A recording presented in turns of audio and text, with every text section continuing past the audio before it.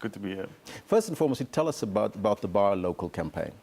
Well, Proudly South Africa is the entity that drives the Buy Local campaign in South Africa, and we approached them about 2 years ago and the Department of Trade and Industry to make a case for a really strong above-the-line Buy Local campaign. And so you may have seen over the festive period, we launched it on the 19th of November last year, there was an advertisement with John Carney, the Buy Back South Africa advertisement. The idea is that that would have run over the festive season, and that after the elections, when the politicians have had the opportunity, we will take back to the airwaves again and launch a broadened version of the campaign that will also take in electronic media platforms, print, outdoor advertising, social media and so on. Now, South Africa is generally known for relying on international products and imports and services.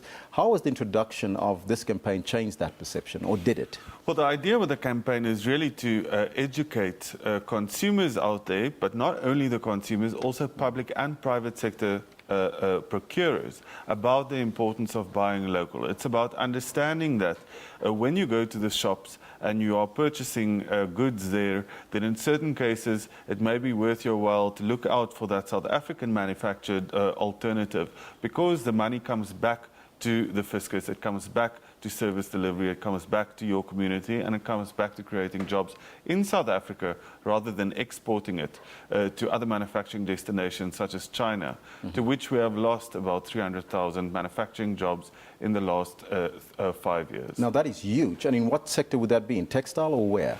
Well, it will be across the board. Of course, we know that there were sectors that were extremely vulnerable, partly because of our trade remedies that weren't applied successfully. We opened our market too quickly, and we are still now, as a small market, the most open amongst our trade partners that we have. So we want to have, we argue for that level playing field. We argue for a space in which a vulnerable sector such as clothing and textiles can become more competitive.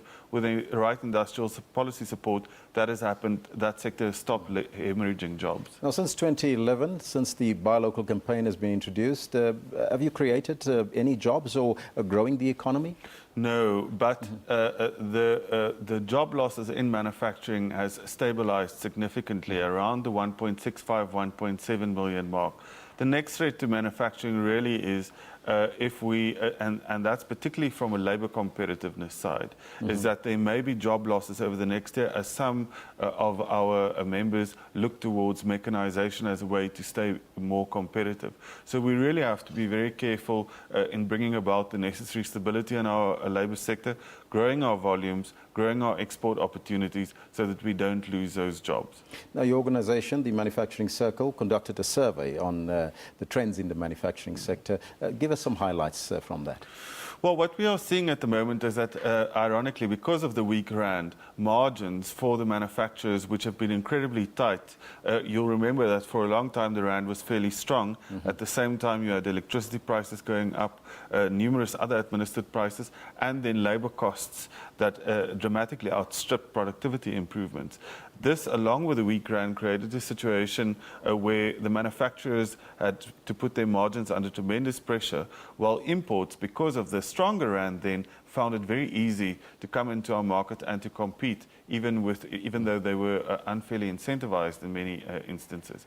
So now we find a situation that because of the weaker rand, the imports that come into the country find it more difficult to compete against South African manufactured goods.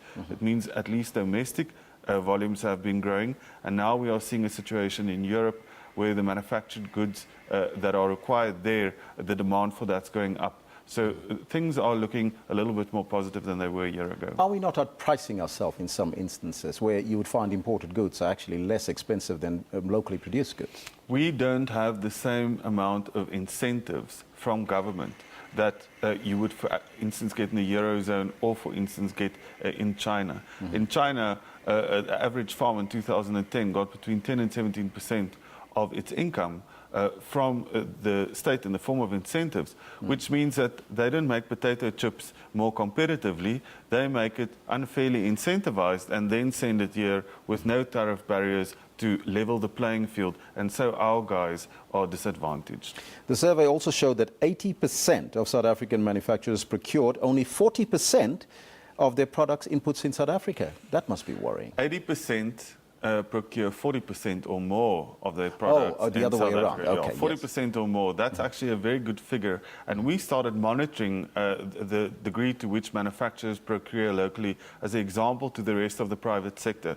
You'll remember in 2011 there was a local procurement accord signed with government to which the private sector is a party. Well, the private sector, the parties that have signed that agreement, have certainly not come to the party in terms of monitoring their local procurement. So the manufacturers came forward and said, we do it, we want you to do it too. It's a cheap exercise, but it's very important. Now, has South Africans woken up to the fact that if they buy local, they're actually incentivizing themselves? Well, there's still a lot of work that needs to be done there. And to be quite frank, there hasn't been a strong above-the-line campaign. And also what we need to do with this thing is to pull it through to the consumers. So if there's buyer loyalty programs, it needs to incentivize buying local as well. And that's what we want to achieve here. Then you'll start to get the warm, fuzzy feelings translating into changed behavior in the shops. Conrad, thank you so much for your time. That's a pleasure. That was Conrad Bezuidenhout, who is the Manufacturing Circle Managing Director, here in studio with us.